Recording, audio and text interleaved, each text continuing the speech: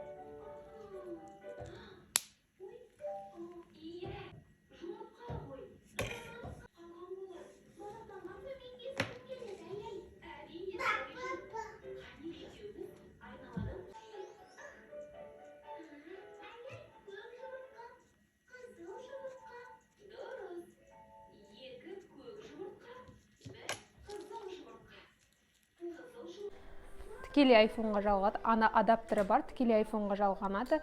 Өте сапалы жазып жатыр деген ойдамын видеоны. Әрине сапалы болған видеоны сіз соңына дейін көресіз. Егер видео сапасыз, мән мағынасыз, не айтып жатқаны белгісіз болатын болса, сіз просто так өтіп кете саласыз деп айтсам болады. Сондықтан видеоның сапалы болу үшін осындай петличка заказ бердім. Сапасы қалай? Сіздерге ұнап жатыр ма, ұнап жатқан жоқ па? Оны комментарияға қалдырып кетсеңіздер, тіптен керемет болатын еді.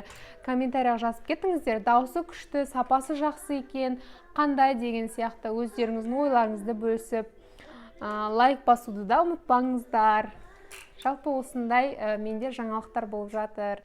Мен негізінде ашық жарқын адамын, өте өмірде өз-өзімен тұйық болып жүрем, иногда кейде ашық жарқын күліп, прикол ұстап деген сияқты сөйтіп жүрем.